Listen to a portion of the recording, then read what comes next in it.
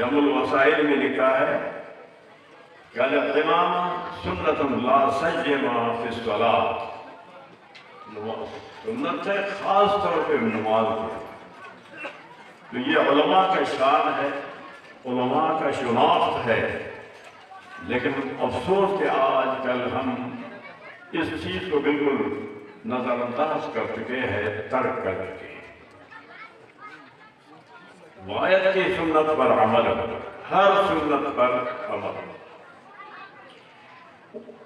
تو قرآن کریم کی ایک آیت آپ کے سامنے میرے تلاوت، کنتم خیر امۃ اخرجت للناس تأمرون بالمعروف وتنہون عن المنکر۔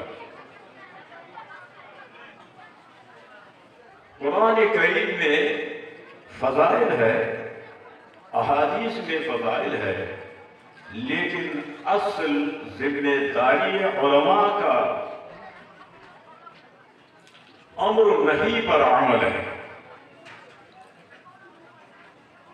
جب تک کہ معمولات پر عمل نہ ہو، نہی منکرات پر عمل نہ ہو، تو دین کی حفاظت نہیں ہو سکتی۔ صرف فضائل بیان کرنے سے علم محفوظ نہیں رہتا۔ معروف کا حکم ساتھ ساتھ اس کے نہیں منکر، کہ نیکی کے ساتھ منکرات سے روک لے۔ یہ نہیں ہے کہ منکرات کو دیکھ کر کے خاموشی اختیار کرے کہ میری کوئی ذمہ داری نہیں، وہ کرے۔ عمدۃ القاری شرح صحیح بخاری، معارف السنن شرح ترمذی، تفسیر قرطبی، کہ عالم پر نکیر واجب ہے۔ جب غیر شرعی چیز کو دیکھے عالم تو نکیر کرے، انکار کرے کہ یہ غیر شرعی واجب ہے، تو ترک واجب گناہ ہے۔ اگر شرعی غیر شرعی چیزوں پر عالم نکیر نہیں کرے گا، نہیں روکے گا، تو عالم گناہگار ہے، گناہ کا مرتکب ہے۔ کرنے والا کرے گا تو وہ اس کا گناہ اس پر ہے، لیکن اس کے ساتھ ساتھ عالم بھی گناہگار ہے۔ وہ فرمایا کہ تمہارا کام ہے نیکیوں کا بتانا اور منکرات سے روکنا، دونوں چیزیں۔ مسلم شریف کی حدیث ہے، من رأى منکم منکرا فلیغیرہ بیدہ فإن لم یستطع فبلسانہ فإن لم یستطع فبقلبہ او کما قال صلی اللہ علیہ وسلم۔ تم غیر شرعی جب معاملات کو دیکھتے ہو، اگر تمہیں ہاتھ کی طاقت ہے، حکومت ملک ہے، ٹکری ہے، شار کا کریا کا بڑا آدمی ہے، تو وہ ہاتھ سے روک کہ میرے اس محلہ میں، میرے ایریا میں، میرے ملک میں، میری بادشاہی میں یہ منکرات ہے۔ اگر یہ نہیں فبلسانہ، زبان سے، یا علماء کا کام کہ عالم غیر شرعی چیز کو دے کر اس پر نکیر کرے، زبان سے روکے، منع کرے اسے۔ اگر وہ روکتا نہیں ہے، یہ تو بری ذمہ ہوگا اپنا حق ادا کرے۔ یہ نہیں ہے کہ مداہنت کرے عالم، غیر چیز شرعی چیز کو دیکھ کر خاموشی اختیار کرے کہ میرا اس سے کیا ہے۔ دین کی حفاظت نہیں ہے۔ دین کا محافظ علماء کرام، علماء کے ذمہ نے اللہ تعالیٰ نے یہ لگایا ہے۔ اگر زبان سے بھی طاقت نہیں رکھتا تو فبقلبہ، پھر دل میں اس کو بنا سکتا۔ اور دل میں برائی کا یہ مطلب نہیں ہے کہ وہ خراب کام کر رہا ہے اور میں اس کو دل میں برا سکتا، نہیں۔ دل میں برائی کا مطلب یہ ہے کہ اس سے بائیکاٹ کرے، اس سے اٹھنا بیٹھنا، اس سے تعلق، اس کے ساتھ جو مراسیم ہے جو سب کو ترک کرے، پھر اس نے دل میں اس کو خراب سمجھا ہے۔ اگر وہ اس کے ساتھ اٹھتا ہے بیٹھتا ہے، تمام مراسیم جاری ہے، پھر کہتا ہے میں دل میں برا، یہ دل میں برا نہیں ہے، پھر وہ مؤاخذہ اس کے ساتھ شریک ہے۔ اگر عذاب آ گیا تو وہ بھی عذاب میں مبتلا ہوگا۔ تفسیر قرطبی نے ایک روایت ذکر کیا ہے، فرمایا کہ خیر الناس وخیر من یمشی علی وجہ الارض المعلم، زمین پر سب سے بہتر، اس میں تفصیل کے صیغہ کے ساتھ سب سے افضل وہ لوگ ہیں جو معلم تعلیم دیتے ہیں، کیونکہ علم بغیر پڑھانے کے باقی نہیں رہتا، علم بغیر پڑھانے کے باقی نہیں ہوتا۔ آپ جو پڑھانے والے اساتذہ ہیں وہ خود سوچیں کہ ایک سال وہ پڑھاتے ہیں، اب دوسرے سال اسی کتاب کو اگر وہ پڑھانا چاہے اس کو مطالعہ کرنا پڑے گا، کیونکہ ہمیشہ ذہن میں تو یہ باتیں نہیں رہتی۔ قرآن کریم کہ نبی علیہ السلام فرماتے ہیں کہ اس کو بار بار پڑھنا ہے، دور کرنا ہے۔ اس طرح قرآن کریم ذہن سے نکل جاتا ہے کہ جس طرح کے اونٹ زانو بند رسی سے نکل جاتا ہے، اس کا زانو کو تو چلا جائے گا۔ تو اسی طرح قرآن کا بقا بھی دور کرنے میں ہے، حافظوں کے لیے پڑھنے میں ہے، اور علم کا بقا علماء کے لیے ہے کہ وہ علم پڑھائے۔ فتح الباری شرح بخاری، عمدۃ القاری شرح صحیح بخاری میں لکھا ہے، لا یقال للعالم الربانی، عالم کو ربانی نہیں کہا جائے گا، حتی اکون عالما معلما، عمدۃ القاری عالما عاملا معلما، فتح الباری کہ وہ عالم کہ جو معلم ہے، پڑھاتا ہے، اس کو ربانی کہا جائے گا۔ اگر پڑھانے والا نہیں، سمجھا، وہ ربانی نہیں، کیونکہ علم بھول جاتا ہے۔ پڑھانے والا کہ ہمیشہ پڑھائے گا تو علم باقی رہتا ہے۔ پڑھانے والے معلم اور عالم غیر پڑھانے والے، نبی علیہ السلام فرماتے ہیں فضل العالم علی العابد کفضل علی ادناکم، پڑھانے والے عالم کا درجہ اتنا زیادہ ہے غیر پڑھانے والے عالم سے کہ جتنا میرا نبی کا ایک ادنا صحابی سے زیادہ، یا جس طرح کی چاند کی روشنی ہے ستاروں سے زیادہ ہے۔ مرقات شرح مشکات نے اس حدیث پر پوری تفصیل لکھا ہے کہ عالم فضل العالم، معلم عالم مراد ہے، فضل العابد غیر معلم عالم ہیں، دونوں عالم، مقابلہ دونوں عالموں کا ہے، ایک پڑھانے والا دوسرا غیر پڑھانے والا۔ عالم کا اور عابد جاہل کا مقابلہ نہیں ہے، بالکل وضاحت سے علماء نے دیکھا ہے اور بھی ابھی بھی دیکھ سکتے ہیں مرقات شرح مشکات کو، تو علم پڑھانے سے باقی رہتا ہے۔ فرمایا کہ بہترین لوگ کون ہیں؟ المعلمون، تعلیم دینے والے، پڑھانے والے، وہ افضل۔ کیوں؟ وجہ بھی بتایا، کلما خلط دین جدد، جب دین جیسے کہ کپڑا پرانا ہو جاتا ہے پھر اس کو نیا کرنا پڑتا ہے، تو دین میں تخلیق کا معنی کہ جب فرائض ٹوٹ جائے لوگوں سے، سنتیں ٹوٹ جائے، واجب ٹوٹ جائے، مباح و سنت ٹوٹ جائے، تو جددو ہو، پھر عالم اس کی تجدید کریں گے کہ یہ سنت رہ گیا ہے، یہ عمل رہ گیا ہے، یہ تمہیں کرنا ہے۔ اس لیے فرمایا کہ معلم کا درجہ کہ علم باقی رہتا ہے تو وہ دین کا تجدید کرے گا۔ دین کا تجدید کرنے والے معلم عالم ہے کہ جو تعلیم کو چھوڑا ہوا ہے وہ تجدید نہیں کر سکتا ہے، کہ وہ خود بھولا ہوا ہے، وہ کیا تجدید کرے گا؟ تو پڑھنے کے بعد پڑھانا، تو فرمایا کہ كلما خلق الدين جدد، إذا قال المعلم للصبي بسم الله الرحمن الرحیم، پڑھانے والا استاد جب کہ شاگرد کو بچے کو پڑھائے گا بسم اللہ ہے۔ بسم اللہ پڑھنا یہ تو سب کے لیے ہے، فائل ناظرہ فائل حافظ۔ جب بسم اللہ کہے گا استاد کتب اللہ لہ براءۃ من النار، اللہ فرماتے ہیں کہ یہ معلم کو میں نے دوزخ سے آزاد کر دیا ہے، یہ جنتی ہے۔ وَبَرَاءَةً لِلْمُعَلِّمِ، براءت معلم کی، براءۃ للصبی، کہ یہ بچہ پڑھے گا، اللہ فرماتے ہیں کہ اس کو بھی میں نے جہنم سے آزاد کیا، یہ جنتی ہے۔ وَبَرَاءَةً لِوَالِدَيْهِ مِنَ النَّارِ، بچے کے جو ماں باپ ہیں اللہ فرماتے ہیں کہ ماں باپ کو بھی میں نے جہنم سے آزاد کیا، یہ جنتی۔ کتنا استاد بھی جنتی، شاگرد بھی جنتی، ماں ان کی ماں باپ بھی جنتی۔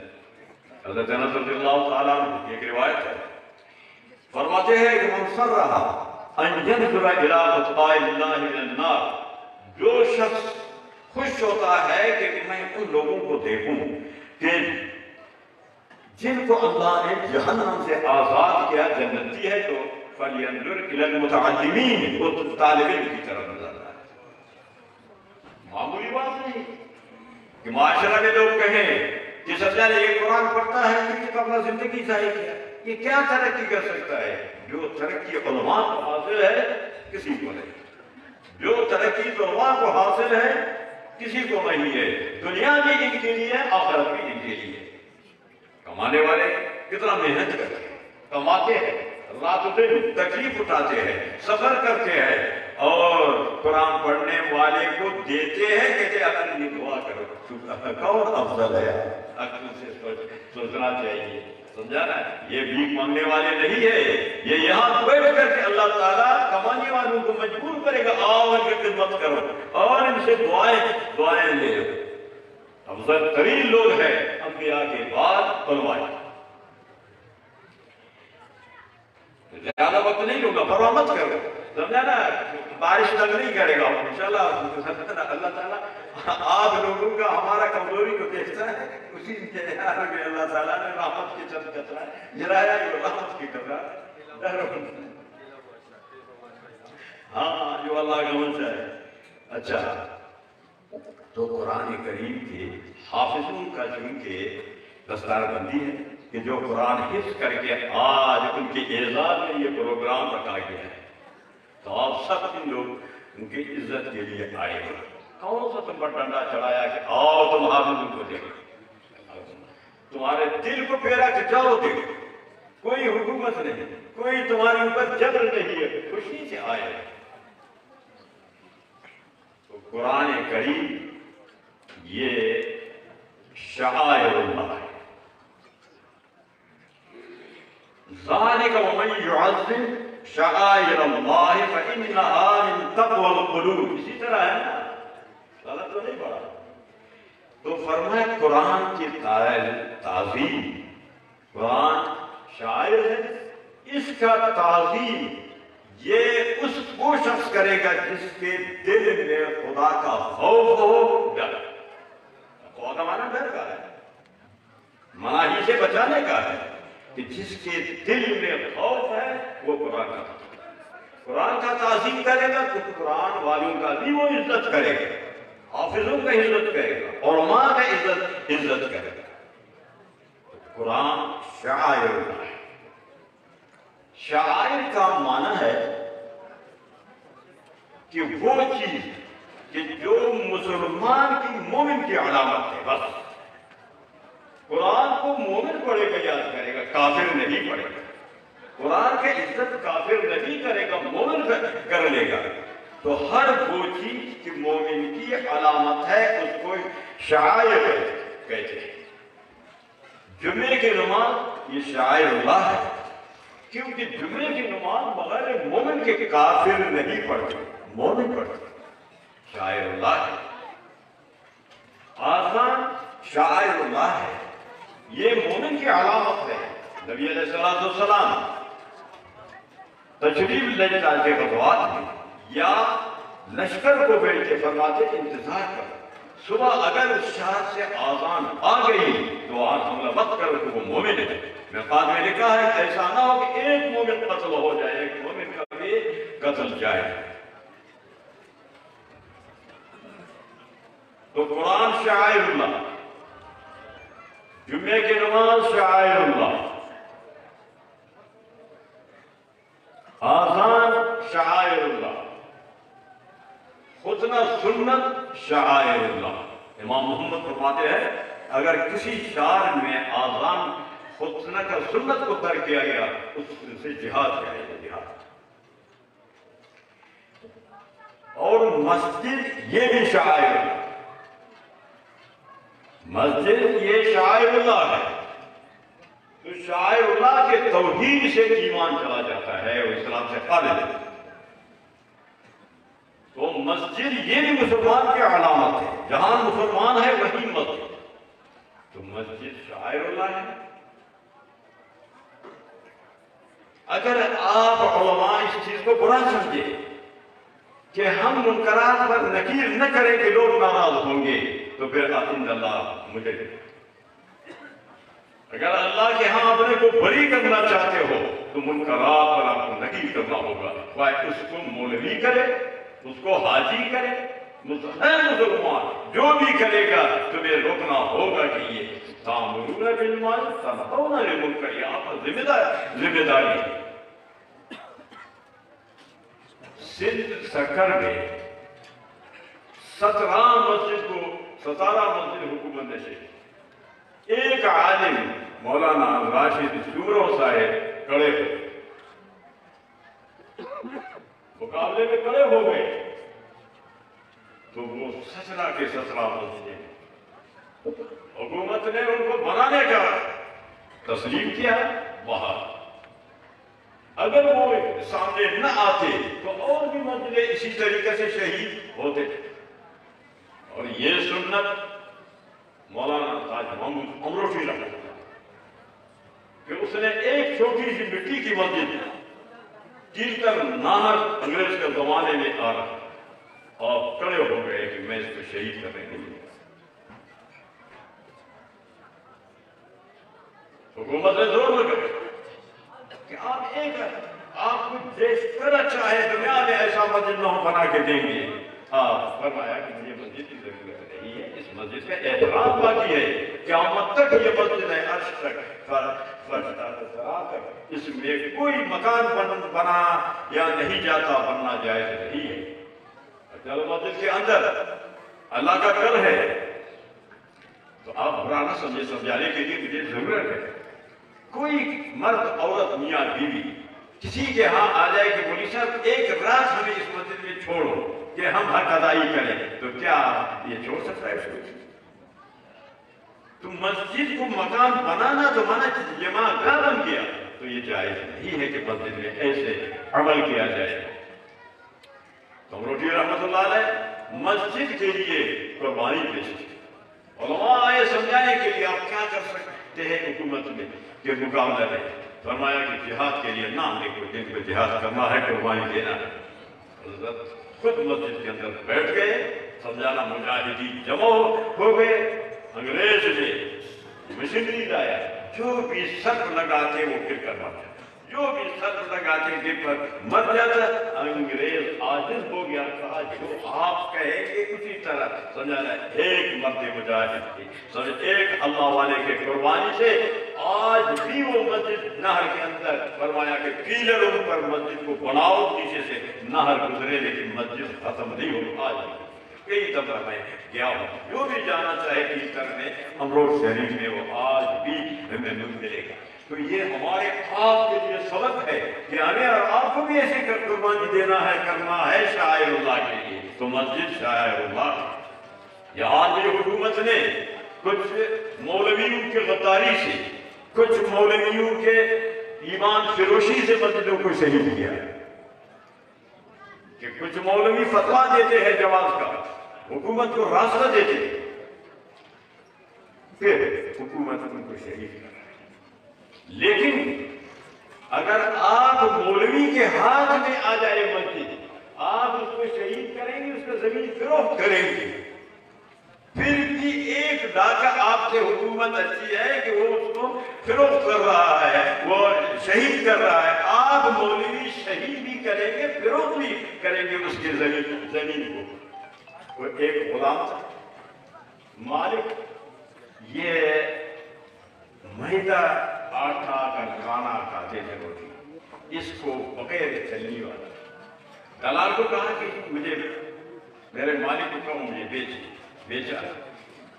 ایسے شخص کے پاس کہ وہ خود بغیر چٹنی کے آٹا کھاتے، اس کو چھکا کھلاتے، کہا کہ دلال کو اور کسی پر فروخت کیا کہ وہ چھکا کھاتے تھے، اس کو کچھ نہیں کھلاتے تھے بالکل۔ دلال نے کہا کہ ابھی تم خاموش ہو، اور کوئی گراہک تمہارے لیے؟ کہا کہ ابھی مجھے ہاں، تو ایسے کہ جو خود نہیں کھاتا تھا، اس کے سر کو منڈا کر لالٹین اس کے سر پر جلا کر کے رکھتے تھے اور صبر کیا۔ دلال نے کہا کیوں؟ کہا اس لیے اب ڈر ہے آگے جو مجھے خرید کرے گا میرے آنکھوں میں پلیتا ڈال کر کے، سمجھانا وہ لالٹین کی جگہ استعمال کرے گا، اسی لیے یہ بہتر ہے تو یہ مولوی کے ہاتھ میں مسجدیں آ جائیں، سمجھا نہیں، یہ مسجدوں کو شہید کر کے فروخت کریں گے۔ یہاں سریاب میں جو کسی اسکیم ہے، وہاں 50 سال کا ایک مسجد، اس کو مولوی نے شہید کیا، شہید کرنے کے بعد اس کی زمین کو فروخت کیا۔ وہ زمین رقبہ 2,500 روپے، قیمت اس کا 24,50,000۔ تو مولوی نے 25,24,000 پر مسجد کے زمین کو فروخت کیا۔ یہ مولوی کی جو محافظ ہے مساجد کا، شکر الکعب برخیزت کجا ماند مسلمانی۔ میں بھی جانتا ہوں کہ میں کسی کی مخالفت نہیں کر رہا کہ وہ شریعت کا مخالفت کر رہا ہے، میں اس کو بتلا رہا ہوں کہ ایسے مت کرو۔ میں بھی جانتا ہوں کہ وہ ناراض ہو کہ مجھے، لیکن اللہ کی ناراضی سے بہتر ہے ہم اللہ کے ناراضی سے اپنے کو بچائیں گے۔ مولوی ناراض ہوگا، ہونے دو، کیوں ایسا کام کر رہے ہیں؟ ایسے مولوی کی تشکیل ضروری ہے، ایسے جمانا تو کل اور کام کرے گا۔ تو ایک جس کو تم بڑا مولوی سمجھتے ہو، اس مولوی نے یہ کام کیا ہے۔ 3 مہینے تک ہم نے اس کا نام ظاہر نہیں کیا، اس کو سمجھاتے رہے کہ آپ باز آ جائیں، سمجھانا۔ اب 24 لاکھ کو پیٹ میں ڈالا ہے وہ مولوی، تو اب اس کا ادا کرنا بھی تو آسان نہیں ہے، سمجھانا۔ اس لیے اب 3 مہینے کے بعد میں نے اعلان کیا، اس کا نام بھی ظاہر کر دیا کہ یہ مولوی دین کا دشمن ہے، شریعت کا دشمن ہے، یہ مولوی اس کے تم سمجھو اس کے ضرر سے آگے دین کو بچاؤ، اپنے کو بچاؤ۔ میں انہی کلمات اور اب کا میں تقریر کو ختم کروں گا کہ وہ مولوی کہ جس نے یہ خرید و فروخت شروع کیا ہے مساجد کا، تمہیں کل تم نہ کہو کہ ہمیں معلوم نہیں تھا، میں کسی نے بتایا نہیں، اس لیے میں تمہیں بتاتا ہوں، پھر آگے انشاءاللہ تم بھی مجرم ہو اگر ایسے سمجھانا منکرات کا وہ خلاف نہیں کیا۔ اللہ تعالیٰ اس مدرسے کو قائم دائم رکھے، مولانا عبدالبصیر صاحب کو مزید توفیق عطا فرمائے، بہت کام کیا ہے، سمجھانا کتنا ماشاءاللہ آج دین کی نسبت سے یہاں جمع ہے، دین کی نسبت سے باتیں ہو گئی، سمجھانا۔ زیادہ میں ٹیم نہیں لیتا ہوں، اگر میں تو اور بھی باتیں بتاتا، بس صرف انہی کلمات پر اکتفا کرتا ہوں۔ اس مدرسے کو اللہ تعالیٰ جس مولوی نے فروخت کیا ہے، دعا کرتے ہیں کہ اللہ اس کو ہدایت دے، وہ پیسہ واپس کرے، سمجھانا۔ مسجد کو میں نے کہا کہ یہاں مقام بندی ہم نہیں دیں گے، سمجھانا۔ یہاں مسجد پہلے، ابھی مسجد، سمجھانا، اس کو اللہ ہدایت دے۔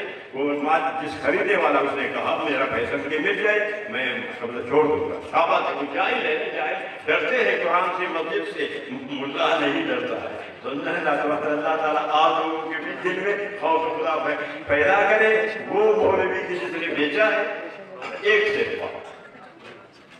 بھٹو کے زمانے میں ایک انجن گم ہو گئی، چوری ہو گئی، تو مفتی محمود بیان کیا، فرمایا کہ انجن کو کمزور بازو والا چوری نہیں کر سکتا، اس کے لیے تو بہت طاقتور بازی ہو، سمجھا نا۔ پھر اس کو کارخانے میں پگھلانا کمزور آدمی کا کام نہیں ہے، سمجھا نا؟ تو اس نے اشارہ کیا ہے حکومت والوں نے یہ کام کیا ہے تو یہ کام کی کہ مسجد کو فروغ کرنا مولوی بشیر اور باقی کی نہیں کر سکتے ہیں. یہ کوئی بڑا مرغا ہوگا، بڑا ملا ہوگا، سمجھانا طاقتور کہ جس کو عوام سمجھتے بڑا پیر ہے. کار شیطان میں کند نامش ولی کر ولی عیدت لعنت پر ولی. اس کام کا کرنے والا میں اپنا ذمہ داری فارغ کو کہتا ہوں اب مستطاع کر.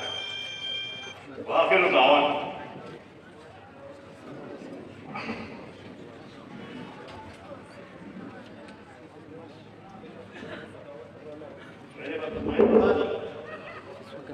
شیئر کریں